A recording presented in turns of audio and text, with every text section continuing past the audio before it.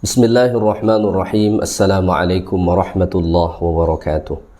Innal hamdalillah nahmaduhu wa nasta'inuhu wa nastaghfiruh wa na'udzu billahi min shururi anfusina wa min sayyiati a'malina. Man yahdihillahu fala mudilla lahu wa man yudlilhu fala hadiya lahu. Asyhadu an la ilaha illallah wahdahu la syarika lahu wa asyhadu anna Muhammadan 'abduhu wa rasuluhu la nabiyya ba'dah. Allahumma salli wa sallim wa barik ala sayyidina Muhammad wa ala alihi wa ashabihi wa man da'a bida'watihi wastanna bisunnatihi ila yaumi liqa'i rabbih, amma ba'd. Alhamdulillah, sentiasa kita bersyukur kehadrat Allah Ta'ala kerana Allah masih mengurniakan nikmat-nikmatnya kepada kita semua. Tuan-tuan, puan-puan muslimin dan muslimat jamaah surau Al-Mawaddah yang dikasihi lagi dirahmati Allah Ta'ala sekalian, InsyaAllah pada subuh ni kita sambung semula kuliah tafsir Al-Quranul Karim, suratu An-Nisa, surah yang keempat dalam Al-Quran. Pada minggu lepas Alhamdulillah kita dah sampai sehingga ayat 30. So pada subuh ni insyaAllah kita teruskan bermula ayat 31 sehinggalah nanti ayat-ayat seterusnya insyaAllah ta'ala. Baik, Allah Subhanahu wa ta'ala berfirman, A'udzu billahi minasy syaithanir rajim. Bismillahirrahmanirrahim. In tajtanibu kaba'ira ma tunhauna anhu nukaffir ankum sayyi'atikum wa nudkhilkum mudkhalan karima. Yang bermaksud jika kamu menjauhkan dosa-dosa besar yang dilarang kamu melakukannya, kami akan ampunkan kesalahan-kesalahan dosa kecil yang kamu lakukan, dan kami akan masukkan kamu ke dalam tempat yang mulia, iaitulah syurga Allah Subhanahu wa ta'ala. Baik, ayat 31 daripada suratu An-Nisa ni Allah Ta'ala menjelaskan kepada kita tentang pahala menjauhi dosa besar. Allah Ta'ala berfirman, In tajtanibu kaba'ira ma tunhauna anhu. Jika kamu menjauhkan dosa-dosa besar yang dilarang kamu daripada melakukannya. Maka poin pertama yang kita kena faham daripada ayat ni ialah bahawa dosa itu dibahagikan kepada dua bahagian, ya. Dosa terbahagi kepada dua, iaitulah ada dosa besar dan ada dosa kecil. Apa yang dimaksudkan dengan dosa besar dekat sini? Setengah ulama mendefinisikan yang dimaksudkan dengan dosa besar ialah dosa yang ada ancaman secara khas daripada Allah Ta'ala kepada orang-orang yang melakukannya, ataupun ada hukuman had, ya, ataupun hukum hudud yang akan dikenakan kepada orang-orang yang melakukannya. Manakala dosa kecil adalah sebaliknya, tidak ada ancaman secara khas dalam Al-Quran ataupun hadis kepada orang-orang yang melakukannya, tetapi perbuatan itu adalah perbuatan yang ditegah dalam agama Islam, ya. So ada dua jenis dosa. Yang pertama adalah dosa besar, yang kedua adalah dosa kecil. Dosa besar iaitulah dosa yang jelas ada tegahan daripada Allah Ta'ala ataupun Rasulullah, kemudian ada ancaman terhadap orang-orang yang melakukannya, sama ada dekat dunia maupun dekat akhirat nanti. Maka pada ayat ni Allah Ta'ala sebutkan, In tajtanibu kaba'ira ma tunhauna an. Jika kamu menjauhkan dosa-dosa besar yang mana kamu dilarang daripada melakukannya. Para ulama berbeza pendapat tentang berapa dosa besar itu. Ada sebahagian ulama menyatakan bahawa dosa besar itu jumlahnya adalah 7, kerana mereka merujuk kepada hadis Nabi sallallahu alaihi wasallam yang mana baginda alaihi salatu wasallam bersabda, ijtanibu as-sab'al mubiqat. Ya, kata Nabi alaihi salatu wasallam, jauhilah 7 perkara yang menyebabkan kerosakan. Maksudnya ni 7 perkara ni adalah 7 dosa-dosa besar yang akan membinasakan kita. Yang pertama, asyirku billah, mensyirikkan Allah Ta'ala. Maka dalam hadis yang lain Nabi SAW mengatakan akbarul kabair asyirku billah, dosa besar yang paling besar adalah mensyirikkan Allah Ta'ala. Kemudian yang kedua, wa qatlun nafsil lati harramallahu illa bil haqq, ya, membunuh jiwa yang diharamkan dalam agama. Kemudian yang ketiga, was-sihr, buat sihir. Ya. Yang keempat, wa aklur riba, makan riba. Yang kelima, wa aklu malil yatim, ya, memakan harta anak yatim, ya. Yang keenam, wa tawallu yaumaz zahaf, lari daripada medan perang. Tengah berlaku peperangan orang muslim dan orang kafir, lari daripada situ, itu adalah dosa besar. Dan yang ketujuh, wa qadhaful muhsanatil ghafilatil mu'minat, menuduh wanita mukminah melakukan perbuatan zina. Ini 7 daripada as-sab'u al-mubiqat, 7 dosa besar. Maka berdasarkan kepada hadis ini, ada ulama yang berpandangan bahawa dosa besar itu ada 7, kerana Nabi SAW sebut ijtanibu as-sab' al-mubiqat. Namun demikian, ada juga yang mengatakan bahawa dosa besar itu ada sebanyak 9, ya. Bahkan ada yang menyebutkan sebanyak 10, ya, berdasarkan hadis Nabi SAW juga, ya. Bahkan ada ulama yang mengatakan sebenarnya jumlahnya adalah bukanlah 7 tetapi 70. Bahkan ada yang sampai mengatakan sebanyak 700, ya, wallahu alam. Jadi jumlah dosa besar ni sangat banyak, dan setengah para ulama kita dah cuba untuk menghimpunkan dosa-dosa besar.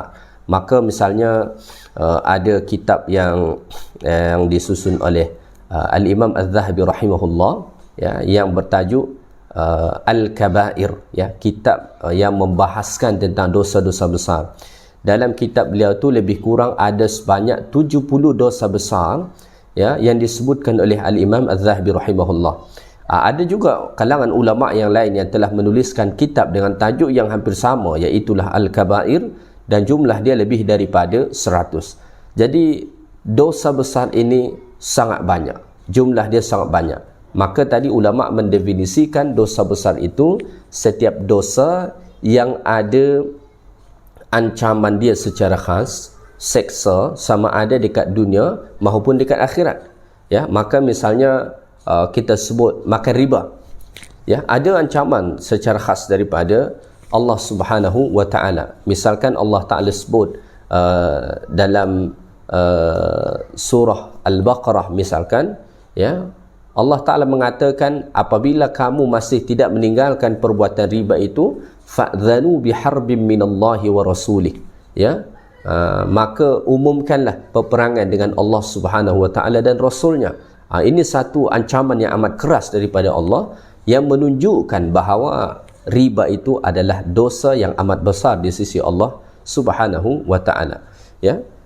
Lalu apa misalkan contoh daripada dosa kecil, ya.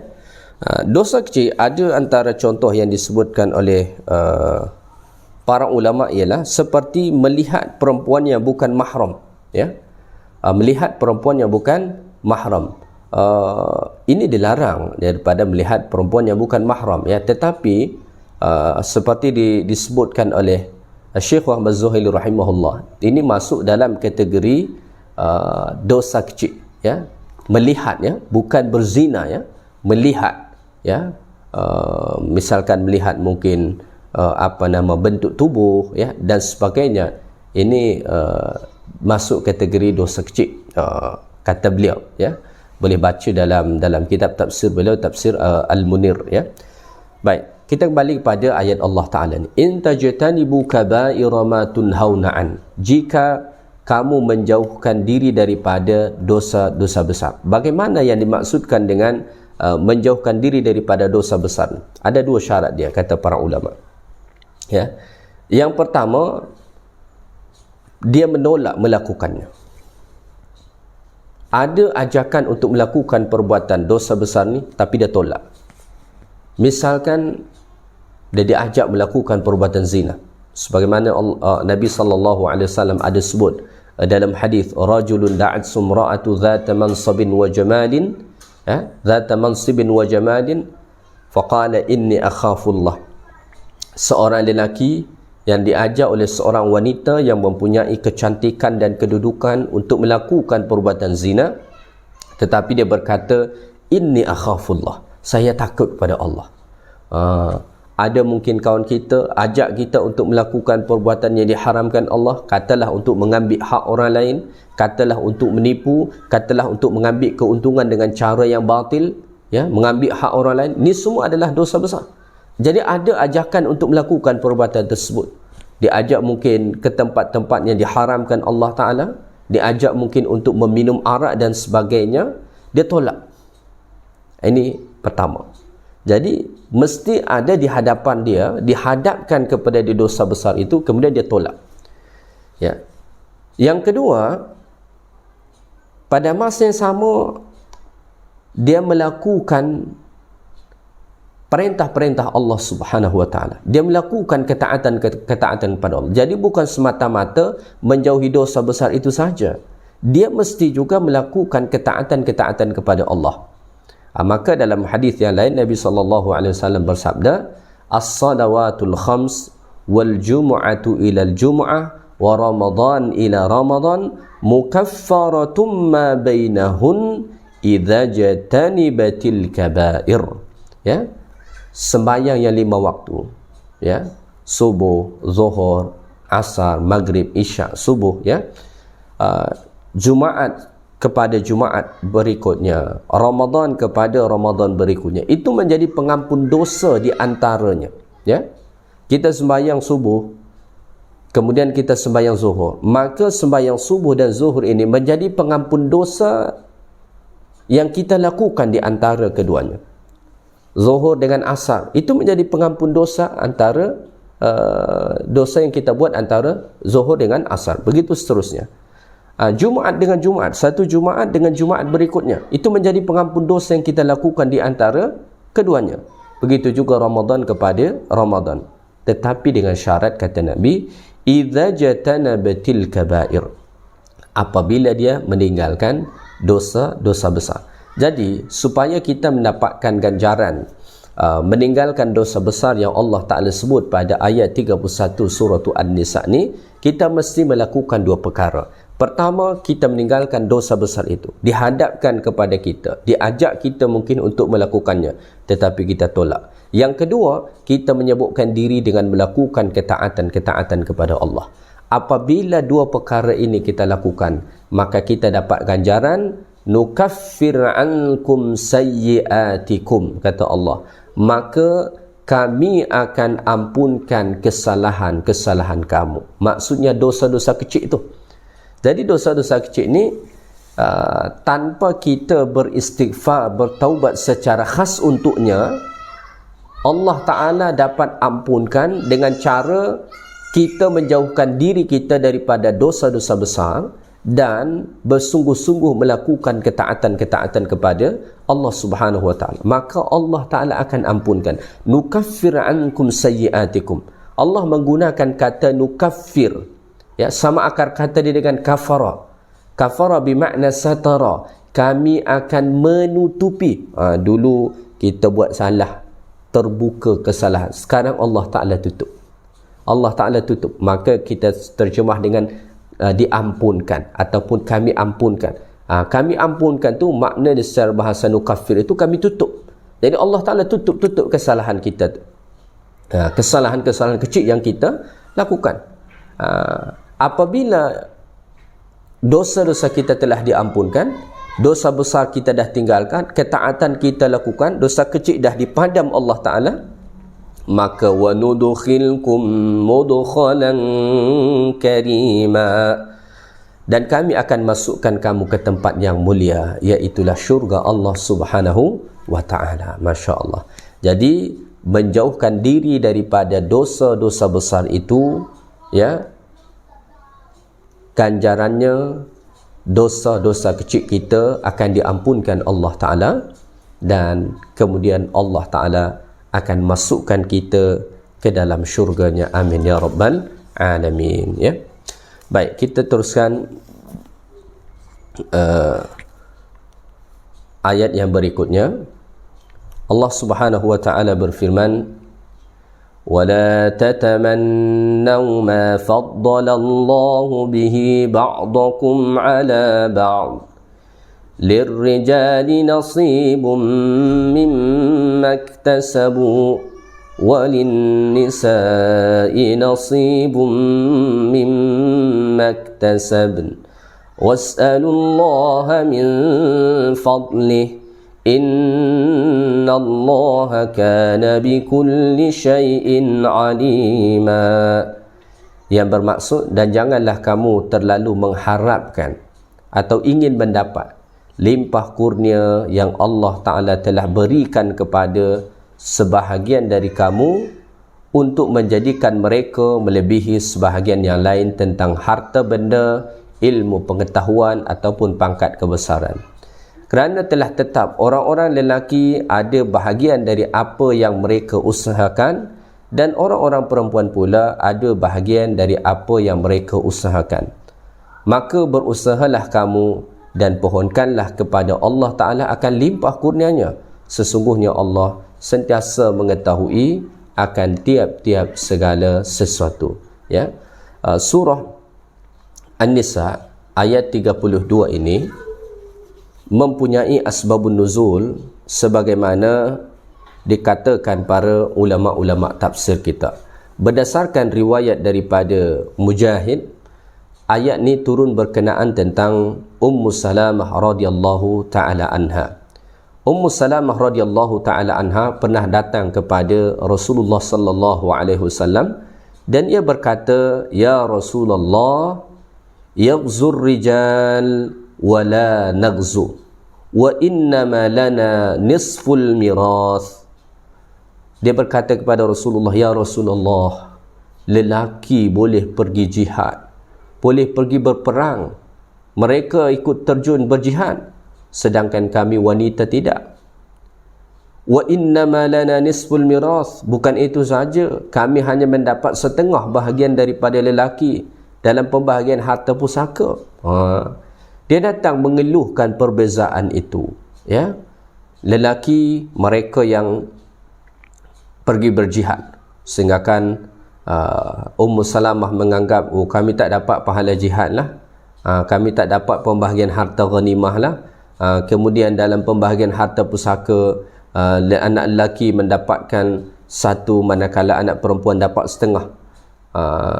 Dan memang dalam hukum hakam syariat kita ada keutamaan yang Allah Ta'ala beri kepada lelaki. Misalkan yang menjadi imam adalah lelaki, ya, yang menjadi pemimpin dalam keluarga adalah lelaki, ya, yang menjadi khatib saat berkhutbah Jumaat itu adalah lelaki, dan masih banyak keutamaan-keutamaan yang Allah Ta'ala berikan kepada lelaki yang Allah Ta'ala tak beri kepada wanita. So dia pun datang menanyakan itu kepada Rasulullah sallallahu alaihi wasallam. Maka akhirnya Allah Ta'ala menurunkan ayat ini, ya, sebagai teguran bahawa tidak boleh seseorang, ya, iri hati, ya, ingin mendapatkan apa yang telah Allah Ta'ala kurniakan kepada sebahagian kamu dan Allah Ta'ala tidak berikan kepada sebahagian yang lain. Ya. Baik, pada ayat ni Allah Ta'ala sebut wala tatamannau ma faddalallahu ba'dukum ala ba'd. Ya. Dan janganlah kamu terlalu mengharapkan, ingin mendapat limpah kurnia yang Allah telah berikan kepada sebahagian kamu, ya, untuk menjadikan sebahagian mereka melebihi sebahagian yang lain. Ya. Ini satu teguran daripada Allah. La tatamannau ayyuhal mu'minun ma khassallahu bihi ghairakum. Jangan kamu ingin, wahai orang-orang beriman, jangan kamu ingin untuk mendapatkan apa yang telah Allah Ta'ala khaskan kepada orang selain kamu. Kamu tak perlu iri hati dengan itu. Kamu tak perlu dengki dengan kelebihan yang Allah Ta'ala beri kepada orang lain, min amrid dunya awiddin, dalam urusan agama maupun dalam urusan dunia, ya. Maka misalkan Allah Ta'ala berikan rezeki yang lebih kepada orang, sedangkan Allah Ta'ala tak beri kepada kita, kita tak boleh dengki dengan itu, ya. Kita tak boleh hasad dengan itu. Mungkin Allah Ta'ala beri dia kelapangan hidup, sedangkan kita mungkin tidak. Ada orang mungkin Allah Ta'ala beri dia jawatan yang tinggi, sedangkan kita tidak. Ada mungkin orang yang Allah Ta'ala buat dia terkenal, dikenali oleh orang ramai, sedangkan kita tidak. Ada mungkin orang-orang yang Allah Ta'ala kurniakan anak-anak mereka yang hebat, berjaya dan sebagainya. So kita tak boleh dengki dengan hal tersebut, ya. Kalau kita lihat ayat ni, ya, wala tatamannau. Tatamannau ni, tamanni ni beringin, berangan-angan. Kalau aku macam dia, kenapalah aku tak macam dia? Sepatutnya aku macam dia, aku dapat macam yang dia dapat. Ni tak dibolehkan, dilarang oleh Allah Ta'ala. Jadi kita perlu redha dengan ketetapan yang Allah Ta'ala beri, kerana Allah Ta'ala lah yang lebih tahu, ya, tentang keadaan kita masing-masing. Belum tentu kalau Allah Ta'ala kurniakan kepada kita apa yang Allah kurniakan kepada orang lain, kita dapat mengemban amanat tersebut. Mungkin kita tengok ada orang Allah Ta'ala beri dia kekayaan, oh nampak sedap, kalau aku pun dapat, kita ingin kita dapat juga. Tetapi kita tak pernah tahu, seandainya Allah Ta'ala bagi itu kepada kita, nikmat yang sama, mungkin lebih teruk bagi kita. Jadi sebenarnya apa yang Allah Ta'ala dah beri kepada kita, itulah yang terbaik, ya, itulah yang terbaik, itulah yang paling sesuai dengan kapasiti diri kita. Seandainya Allah Ta'ala berikan lebih daripada itu, mungkin kita tidak dapat memegang amanat Allah Ta'ala tersebut, ya. Jadi Allah Ta'ala melarang daripada ingin untuk mendapatkan apa yang telah Allah kurniakan kepada orang lain. Seperti wanita tadi, wanita tak perlu ingin mendapatkan apa yang didapatkan oleh lelaki, sebagaimana lelaki tak perlu ingin mendapatkan apa yang didapatkan oleh wanita. Ni mohon maaf, ada setengah kumpulan wanita dekat dunia ni, ya, yang mana mereka merasa dizalimi hanya oleh kerana ada ketentuan agama yang berbeza untuk mereka dengan lelaki. Oleh kerana lelaki misalkan yang dijadikan sebagai imam dalam sembahyang, mereka merasa itu dizalimi, ya. Itu kekhususan yang Allah Ta'ala beri kepada lelaki, ya. Maka mereka pun mencari-cari pelbagai dalil untuk membolehkan wanita sebagai imam, sebagai khatib dan sebagainya. Dan mungkin tuan-tuan perempuan pernah melihat video bagaimana ada seorang perempuan, dia menjadi imam kepada kaum lelaki yang lain, ya. Di negara-negara barat ini sudah ada berlaku, ya. Mereka ini golongan feminism, ya, yang mana ingin kesamarataan dalam segala hal dengan lelaki. Padahal Allah Ta'ala dah nyatakan walaysa dzakaru kal unsa, lelaki dan wanita itu berbeza. So tak mungkin ditetapkan hukum hakam kepada mereka sama. Oleh kerana ada perbezaan tu, so adalah ketetapan yang berbeza. Sebab kalau Allah Ta'ala beri ketetapan yang sama, nanti akan menzalimi salah satu daripadanya, ya. Jadi dilarang daripada berkeinginan untuk mendapatkan apa yang telah Allah kurniakan kepada orang lain, ya. Maka wanita tak boleh dia ingin mendapatkan apa yang telah Allah tetapkan kepada lelaki. Lelaki juga tak boleh ingin mendapatkan apa yang telah Allah tetapkan kepada wanita, ya. Lelaki rasanya tak pernah protes atau merasa tidak adil kerana ada cuti sembahyang bagi wanita. Wanita ni ada cuti sembahyang oleh kerana dia haid, nifas, wiladah dan sebagainya. Ya. Jadi ada ketetapan yang Allah Ta'ala beri. Ayat ini walaupun turun berkenaan tentang soalan Ummu Salamah tadi, tetapi ini perlu untuk kita fahami secara am dalam kehidupan kita. Rezeki kita dalam hidup ni, kurnia Allah Ta'ala dalam hidup ni, memang Allah Ta'ala telah bahagikan ada bahagian masing-masing. Tak sama. Tak sama. Ada orang Allah Ta'ala murahkan rezeki dia, banyak harta dia. Mungkin kita tidak. Ada mungkin orang Allah bukakan kepada dia pintu kedudukan yang tinggi sehingga akan dia mendapat jawatan yang tinggi. Ada orang Allah Ta'ala mungkin bukakan rezeki dia menjadi seorang insan yang dikenali oleh ramai sehingga akan ramai pengikut dia. Ya? Dan masih banyak bentuk-bentuk kurnia yang Allah Ta'ala beri kepada orang, sama ada dalam urusan dunia atau bahkan dalam urusan agama tadi. Maka kita tak boleh ingin mendapatkan itu. Ya, zalika yuaddi ila tahasud wat tabaghut. Kerana itu dapat membawa kita saling dengki. Ya, dengki. Dengki itu kita tak suka orang dapat nikmat dan kita ingin kenikmatan yang orang dapat tu hilang dan diberikan kepada kita. Allah Ta'ala mengatakan dan Nabi SAW sebut juga dalam hadis, la tahasadu. Jangan kamu saling dengki. Qala Asy-Syamakhsyari, berkata al-Imam Asy-Syamakhsyari rahimahullah, nuhu 'anil hasani wa 'anit tamanni ma faddala Allah ba'dhan nas 'ala ba'di min al-jah wal mal li'anna dhalika at-tafdil qismatan min Allah sadiratan an hikmatin wa tadbirin wa ilmin bi ahwalil ibad. Al-Imam Asy-Syamakhsyari rahimahullah mengatakan mereka dilarang daripada hasad dan ingin terhadap apa yang telah Allah lebihkan kepada sebahagian orang ke atas orang yang lain, misalnya kedudukan, harta, ya. Allah Ta'ala larang li'anna dhalika tafdil, kerana kelebihan yang Allah Ta'ala beri kepada sebahagian dan Allah tak beri kepada sebahagian orang tu, itu adalah pembahagian daripada Allah. Dan pembahagian daripada Allah itu datang daripada sifat Allah yang maha bijaksana. Kita kena ingat, Allah itu punya sifat Al-Hakim, yang maha bijaksana. Sehingga kan tak mungkin Allah Ta'ala menetapkan atau memberikan sesuatu kepada orang yang luput daripada kebijaksanaan Allah Subhanahu wa Ta'ala. Allah Ta'ala itu Rabb yang maha bijaksana. Jadi tak pernah salah Allah memberikan bahagian kita dan bahagian orang lain. Apa yang ditetapkan Allah menjadi bahagian kita, itulah yang terbaik.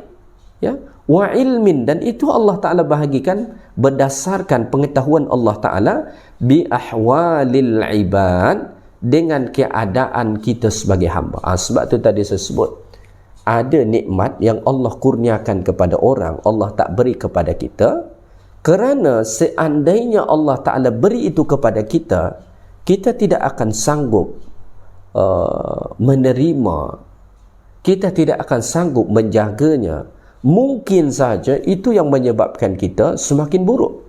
Bayangkan, ada sebahagian orang Allah tak beri dia nikmat harta, kerana kalau Allah beri dia nikmat harta, dia akan menjadi seorang yang sombong, tak mahu taat kepada Allah, akan merendahkan orang lain. So Allah tak bagi itu kepada dia. Kenapa? Allah tahu itu yang terbaik untuk dia. Kerana kalau dibagi, dia akan menjadi seorang insan yang sangat buruk, sangat zalim. Begitu juga ada setengah orang Allah Ta'ala tak kurniakan kepada dia jawatan yang tinggi, kedudukan yang tinggi, pangkat yang tinggi. Kenapa? Kerana kalau Allah Ta'ala beri itu kepada dia, nanti dia menjadi seorang yang zalim kepada orang-orang yang di bawah dia. Dan Allah tak ingin dia menjadi seorang yang zalim, so Allah tak beri itu kepada dia. Maka kita mesti husnuzan dengan semua takdir yang Allah Ta'ala tetapkan dalam hidup kita. Kita tak perlu iri hati, kita tak perlu dengki kepada orang-orang yang Allah Ta'ala kurniakan kepada mereka rezeki, ya, harta, kedudukan, bahagian tertentu, sama ada tadi dalam urusan dunia maupun dalam urusan agama, ya. Baik, kemudian Allah Ta'ala sebut Lirrijali nasibum mimma iktasabu walinnisa'i nasibum mimma iktasabun. Kata Allah Ta'ala, kerana telah tetap orang-orang lelaki ada bahagian dari apa yang mereka usahakan dan orang-orang perempuan pula ada bahagian daripada apa yang mereka usahakan. Lelaki dan wanita itu sudah mendapatkan bahagiannya masing-masing sesuai dengan usaha mereka. Ayat ini ada yang mentafsirkan likullim minal fariqaini fil mirath nasibun muayyan al-miqdar, iaitu bagi tiap-tiap lelaki dan wanita sudah ada ditetapkan bahagian tertentu dalam pembahagian harta pusaka. Ada yang menarik ini kepada pentafsirannya merujuk kepada pembahagian harta pusaka. Sudah ada bahagiannya masing-masing. Dan ada juga yang mentafsirkan ayat ini seperti Al-Imam At-Tabari. Beliau mentafsirkan kullun lahu jazaa' ala amalihi bihasbihi in khairan fa khairun wa in syarran fa syarrun. Al-Imam At-Tabari mentafsirkan ayat ini, ya, setiap daripada mereka, maksudnya lelaki dan wanita, mempunyai ganjaran amalnya masing-masing sesuai dengan amal dia. Jadi walaupun ada perbezaan ketentuan hukum hakam syariat kepada lelaki dan wanita, tetapi ganjaran amal perbuatan yang mereka lakukan tak dibezakan dalam agama, disamaratakan, tak ada perbezaan. Maka apabila wanita melakukan kebaikan, dia akan mendapatkan ganjaran kebaikan daripada Allah Ta'ala. Sebaliknya apabila dia melakukan perbuatan buruk, dosa, dia akan mendapatkan ganjaran ataupun balasan dosa daripada Allah Subhanahu wa Ta'ala. Begitu jugalah dengan lelaki, ya, begitu juga dengan lelaki. Sama, apabila mereka melakukan kebaikan dapat ganjaran kebaikan, kalau melakukan keburukan akan mendapat ganjaran keburukan. Sama. Jadi walaupun ada ketetapan hukum hakam yang berbeza, tetapi dalam bab ganjaran sama, tak ada beza. Sudah ada bahagiannya masing-masing yang telah ditetapkan oleh Allah Subhanahu wa Ta'ala, ya. Baik, kemudian Allah Subhanahu wa Ta'ala berfirman, was'alullaha min fadlih, ya. Maka berusahalah kamu dan pohonkanlah kepada Allah limpah kurnianya. Berusahalah. Jangan hasad dengan nikmat yang Allah kurniakan kepada orang lain, tetapi berusahalah dan mintakan kepada Allah Ta'ala, berdoa kepada Allah Subhanahu wa Ta'ala, ya. Jadi para ulama kita ada menjelaskan bahawa yang dilarang itu kita adalah hasad, ya. Hasad maksudnya adalah kita dengki, kita ingin kita ingin nikmat itu hilang daripada dia, kita tak suka oleh kerana dia mendapatkan itu. Itu yang dilarang. Tetapi al-ghibtah itu dibolehkan. Al-ghibtah itu maksudnya apa? Ya, kita tak ingin nikmat itu hilang daripada orang. Kita tak sakit hati oleh kerana orang mendapatkan nikmat itu. Cuma kita juga nak kalau Allah Ta'ala beri itu kepada kita. Maka Allah Ta'ala sebut pada ayat ni, was'alullaha min fadli, minta kurnia daripada Allah Subhanahu wa Ta'ala. Dalam satu hadis, ya, Rasulullah SAW ada bersabda, la yatamanna ahadum mala akhi, janganlah seseorang di antara kalian iri hati terhadap harta saudaranya, ya.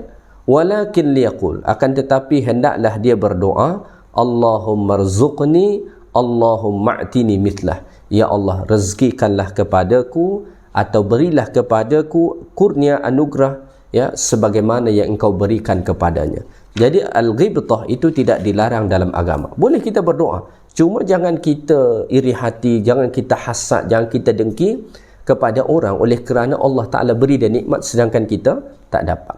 Mintakan kepada Allah Ta'ala. Maka salullaha min fadlihi fa innallaha yuhibbu ayyus'al. Mintalah kurnia kepada Allah kerana Allah Ta'ala sangat suka kalau kita meminta kepadanya. Wa inna afdalal ibadah intidharul farj, dan antara ibadat yang paling mulia adalah menunggu Allah Subhanahu wa Ta'ala hilangkan kesusahan daripada kita. Teruskan berdoa kepada Allah. Bahkan dalam hadis yang lain Rasulullah bersabda, man lam yas'alillah yaghdab alaih, siapa yang tak mahu meminta kepada Allah, Allah Ta'ala murka dengan dia. Baik, pada hujung ayat ni Allah Ta'ala berfirman, innallaha bikulli syai'in alim. Sesungguhnya Allah Ta'ala sentiasa mengetahui akan tiap-tiap segala sesuatu. Jadi Allah Ta'ala tetapkan begitu. Ada orang dapat, ada ni tak dapat, ya. Ni ada dia dapat kelebihan, ni kurang. Itu semua diketahui oleh Allah Ta'ala. Allah Ta'ala tetapkan itu berdasarkan ilmu Allah Ta'ala, pengetahuan Allah Ta'ala tentang mereka, bahawa itulah yang terbaik bagi mereka, ya. Walidzalika ja'ala an-nas tabaqat wa rafa'a ba'dahum darajat, ya. Oleh kerana Allah mengetahui semua tentang hamba-hamba Allah Ta'ala ni, maka Allah menjadikan manusia ni bertingkat-tingkat. Ada orang kedudukan dia di tangga pertama, ada tangga kedua, ada tangga ketiga, sampai seterusnya. Kerana Allah Ta'ala tahu keadaan masing-masing kita, dan Allah tinggikan darjat sebahagian. Itu semua bersesuaian dengan keadaan kita, ditetapkan oleh Allah Subhanahu Wa Ta'ala, ya. Baik, mungkin itu sahaja kuliah kita pada subuh ni. Mudah-mudahan bermanfaat bagi kita semua. Yang baik daripada Allah, segala yang kurang daripada saya. Subhanakallahumma bihamdik, asyhadu an la ilaha illa anta, astaghfiruka wa atubu ilaik. Assalamualaikum warahmatullahi wabarakatuh.